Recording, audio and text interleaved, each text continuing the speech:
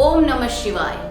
भोले बाबा मेरे हैं, मैं बेटी हूँ महाकाल की। धर्म और धन दोनों ही इस संसार के अति महत्वपूर्ण कारक हैं, जिसे हम विस्तार पूर्वक अगर देखें तो मनुष्य के अंदर धन को पाने की लालसा सबसे ज्यादा है।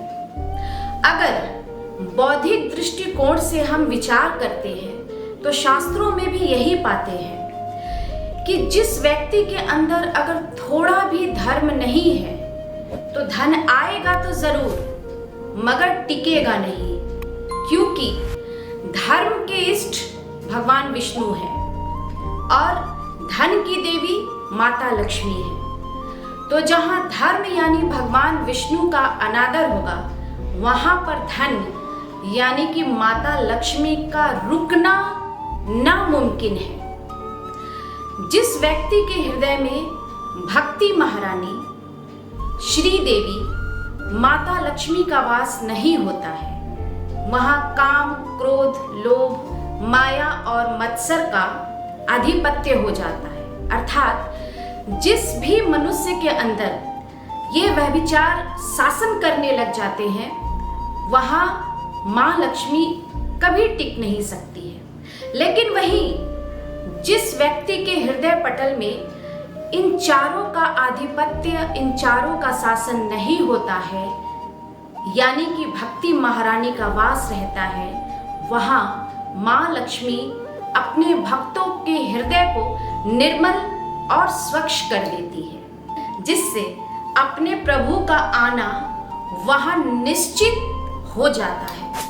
अतः हमेशा चाहे कितनी भी विपरीत परिस्थितियां आपके जीवन में हो, चाहे कितना भी कठिन समय आपके जीवन में हो, लेकिन अपना विश्वास, अपना भरोसा कभी भी भगवान से उठने ना दें, क्योंकि ईश्वर भी देखते हैं कि मुझे पाने की लालसा कौन कौन रखता है, और जो सबसे ज्यादा लालसा रखते हैं उन्हीं के जीवन में अत्यंत कठिनाइयां आती हैं और भक्त उस समय डगमग करने लगता है। वो सोचने लगता है कि मैं इतना पूजा पाठ करता हूँ, मैं इतने कर्म कांड करता हूँ, मैं इतने धर्म और परोपकार करता हूँ, लेकिन बार बार मुझ पर ही ये संकट क्यों?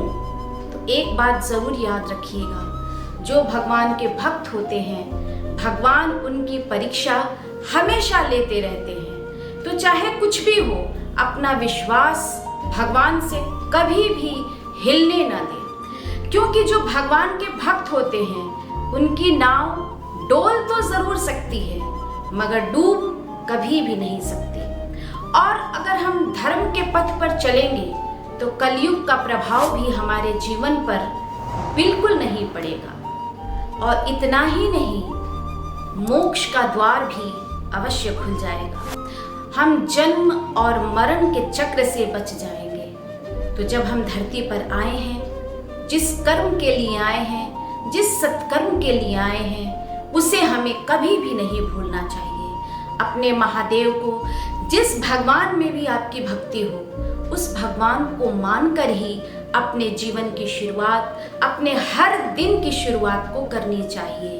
तो आप भी अगर भगवान पे भरोसा करते हैं तो अपने भरोसा को और बढ़ा दीजिए, अपने विश्वास को और बढ़ा दीजिए, और मेरे साथ मिलकर के बोलिए ओम नमः शिवाय। नवधा भक्ति में शबरी के लिए भगवान राम ने यह बताया है।